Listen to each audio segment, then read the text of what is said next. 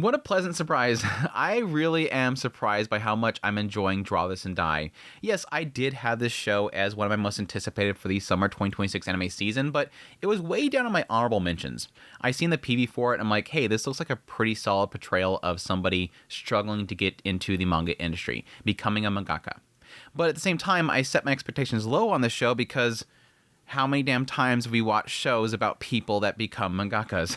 How many times do we see a mangaka story where they get into their struggles of getting into it? People basically, getting into it and then feeling disenchanted by it. That type of stuff. It's not like a new story. Let's be perfectly honest. But yeah, after watching the first 2 episodes of this show, I'm enjoying it a lot. I think there's 2 sides of it. One side is, yes, while though overly told, there is a story about somebody, being into the idea of becoming a mangaka and then having that dream and that love sort of shattered at some point, and them sort of, instilling that shattering to somebody else. But the other part that I really like about it so far is the main character, Yasumi. Yasumi, I think, is just a very beautiful character that they've been portraying so far, and the idea of her having this great imagination and then having sort of an avenue to direct that imagination into, and how that medium itself, manga, sort of helped her, encouraged her, give her the strength to get through a lot of things. But anyways, let's just get into first what the show is about before I get too much into my thoughts here. But yes, this one opens up with a girl named Ai Yasumi.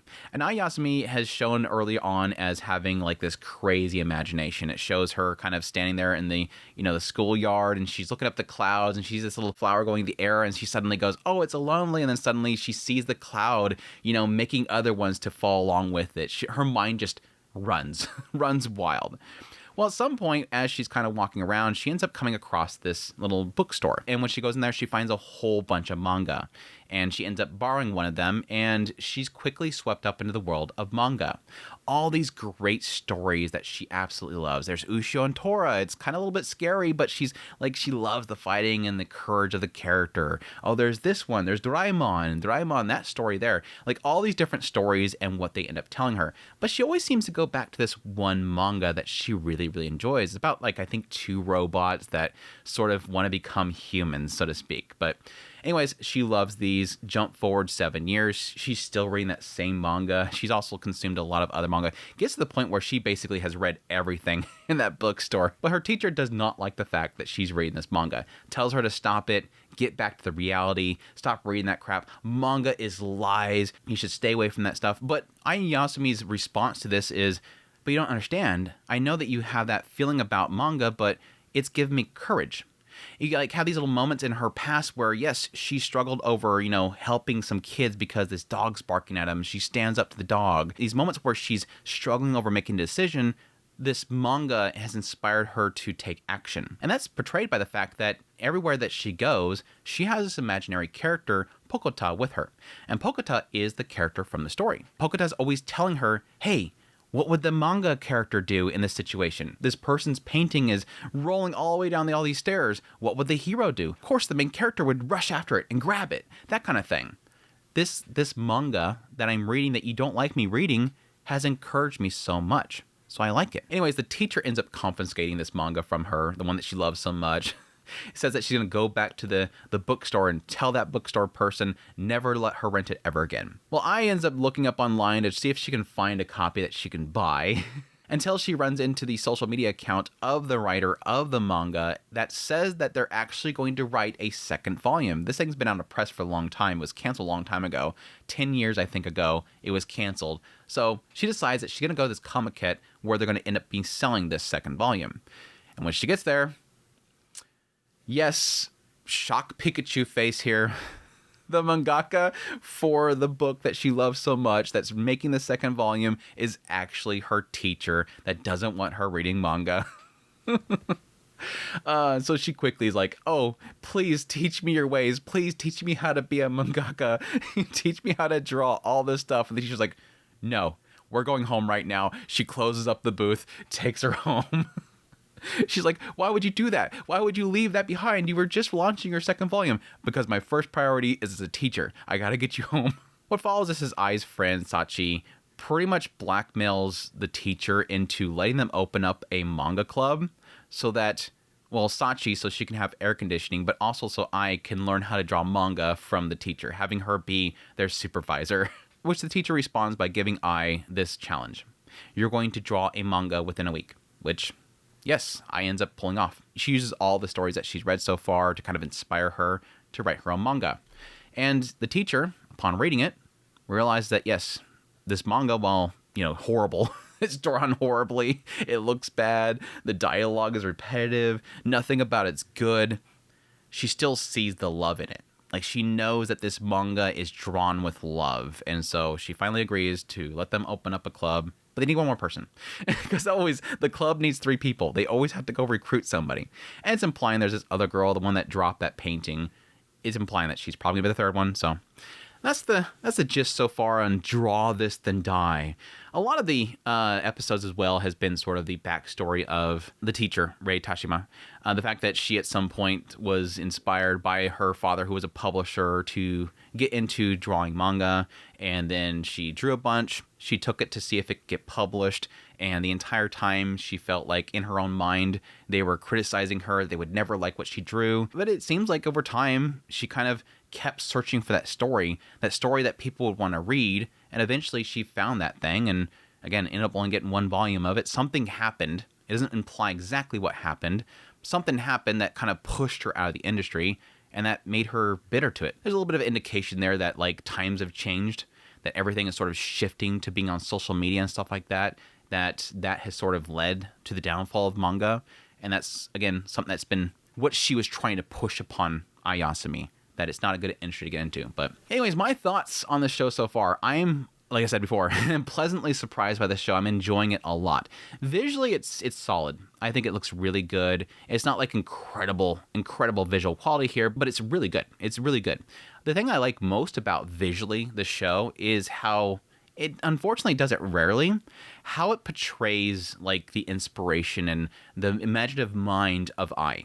She's constantly in her own head imagining how things kind of play out, or how when she's in class and she opens up the manga, you see sort of the world of the manga flowing out of the actual book. How it does that kind of stuff I really, really love. How the panels themselves kind of come to life in front of her. How when they're reading the mangas, they sort of kind of play it out in a way that's entertaining, even though, again, we're looking at panels. I think they're doing a really good job visually of the show so far. But getting into the story, getting into what really is grabbing me right now, I think most of it really is Ayasumi. I really adore her character. Early on, being this girl that is just full of an imagination that doesn't really have an outlet for it. And I think that's probably what it's ultimately going to, get into as it goes along, is seeing how that inspiration, that imagination will eventually get into manga panels. Hasn't really quite gotten there yet. She's got her first project. She did her first manga. It's an okay little story there. It doesn't look great. It's got a lot of flaws, but she'll get there eventually.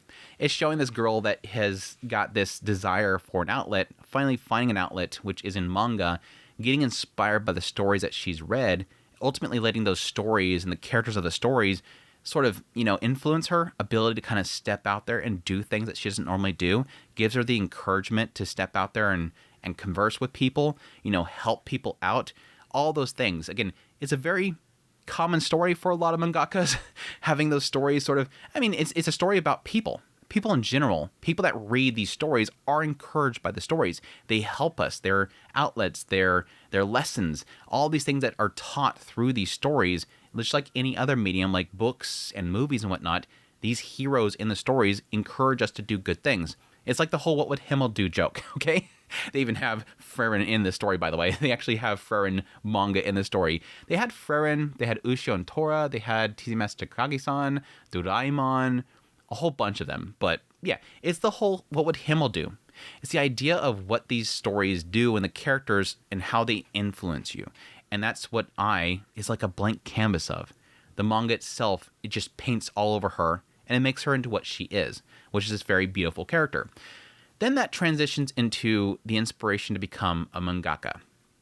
It didn't really, in my opinion, portray well why she wanted to do this one thing, but it still leads into this idea that because this did so much for me, she pretty much tells the teacher this helped me. She's now inspired to do the same thing. And again, this is something that Teshima, the teacher, went through as well. She had that moment of having that inspiration and she went to doing that thing, but again, something happened at some point, and she's afraid that's going to happen to her student too. She's trying to dissuade, Ayasumi from doing this because you might run into the same problem. She has her own, she's got a bone to pick with the industry. She doesn't want somebody else get involved with that. But still, it was beautiful to see her put that into an effort. She drew that entire manga within a week and drew this thing out that somebody can see love in it.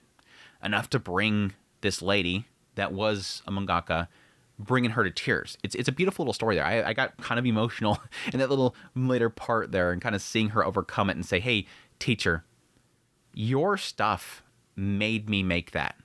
I thought it was impossible, but the entire time Pokota, the character you created, Pokota encouraged me. It was always at my side. It was very beautiful. It was a very beautiful thing.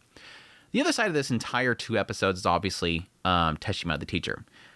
So far, I'm hesitant, but I like her character. I love how she prioritizes her students. She's willing to kind of go out of her way to shut down everything that she's working on to go, I'm going to take you home right now. You're not supposed to be here. It's my responsibility to teach her. I'm going to take you home. She's a very beautiful character so far. I think the thing that I kind of struggle with a little bit with her character is a lot of the backstory stuff. While I think it's well portrayed, there's a lot of it that still I want more information about. And that's probably on purpose. They don't want to reveal too much about what she's gone through. But I did like her story. I like this idea of somebody, loving manga.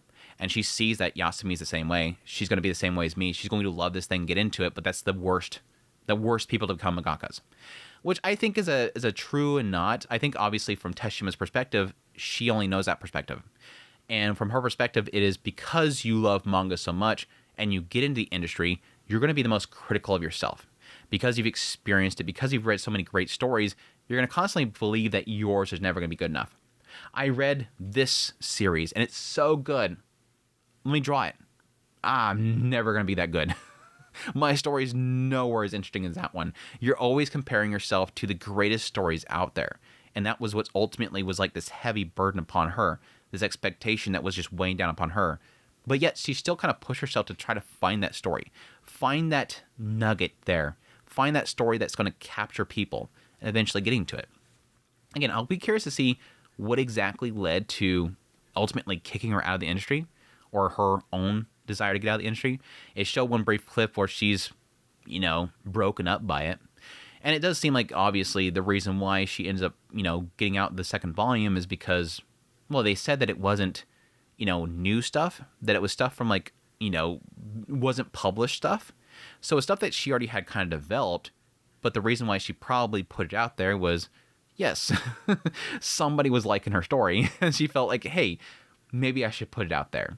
It's Yasumi most likely nudged her into going, oh, maybe I should put that second part out there. Now, why she didn't slip Yasumi one? why she didn't go to, the bookstore and say, hey, I'm going to put this right here. Don't look at it. I'm going to put this right here. Maybe Yasumi will look into it. That's the question mark there. And again, they'll probably get into it eventually. Again, that's all for me to say. I'm liking this show a lot more than I thought I would. I love its ability to show inspiration, people, seeking out their dreams, doing something that they like. And again, the love of it, but also the struggles of it. It being a comedy, and again, this is something that I talked about when I went into my most anticipated of the season. It being a comedy, I had a little bit of a misgiving that this show might just be a goofy series, but I think it is taking it serious enough. I'm wondering how serious it's going to get about it. Is it going to get in eventually Yasumi being disillusioned by the practice of drawing manga and what's expected of you? I don't expect them to get too far into the industry itself just because they are still students. I don't think they're going to be going off to a publisher anytime soon and suddenly having to draw, again, like hundreds of panels in a matter of 2 days and just literally having no sleep. I don't think they're going to get quite there yet, but that might be portrayed through, again, Teshima. We have technically 2 perspectives. We have the up-and-coming dreamer, and we have the disillusioned dreamer. And hopefully those 2 stories will tell us a good perspective of being a mangaka. But anyways, that's my thoughts so far on Draw This and Die. Again, a nice little surprise for the season. But if any of that sounds interesting to you, definitely check it out. But I thank you all for watching. Hope you guys enjoyed. If you did, hit the like button below. Until next time, take care.